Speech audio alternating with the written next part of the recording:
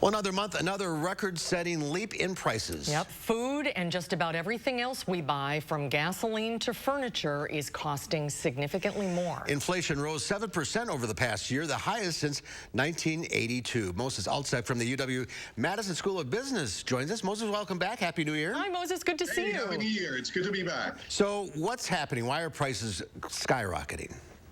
Well, it's not rocket science, actually. The cost of goods is going up because of the labor cost. The labor shortage is creating a bidding war for labor, so the labor cost is going up.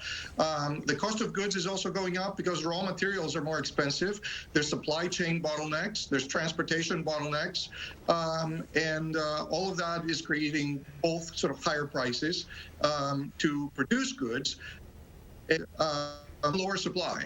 And on the other hand, we've had a couple of years of stimulus spending, and we have a lot of people sort of with high demand for products and lower demand for services, right, while the pandemic is still going on.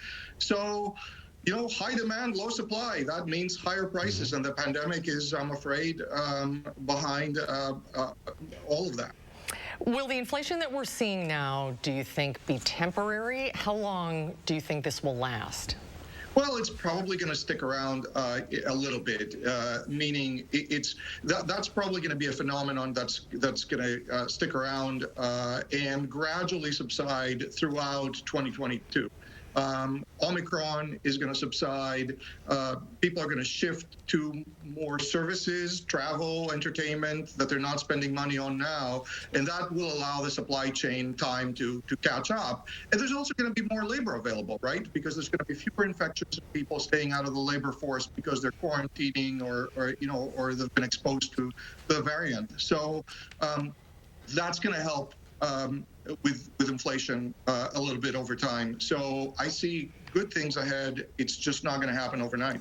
Do you think the Feds are going to raise interest rates to respond to this? Oh, yeah, they're definitely going to raise interest rates. And that also puts the brakes a little bit on some of the spending, especially on housing, perhaps on cars that, they've seen a tremendous shortage because of the microchip sort of issue and supply disruptions. So there's super high demand for that, and prices have skyrocketed. Well, those prices are not going to stay skyrocketed forever. So they're going to come down a little bit. That's going to help with inflation. How does inflation affect the stock market and your investments?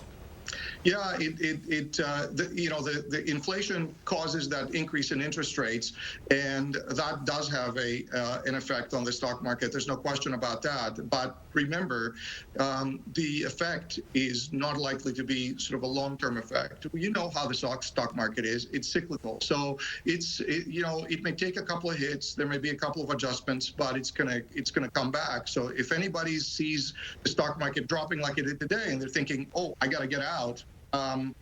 No, the stock market is the long game. You stick around. You can readjust perhaps what you have your money in, but if you wait long enough, if you don't need the money soon because you're going to retire in a year or two, you just wait, and every little thing is going to be all right. I hope I don't have to pay a royalty for saying that. But what if you are going to retire in a year or so? That may be different. This may be time to perhaps change your position, maybe be a little less aggressive with respect to stocks, maybe put some more of that into cash. There are some things that people who know they're going to need the money very, very soon should probably do right now, just out of an abundance of caution.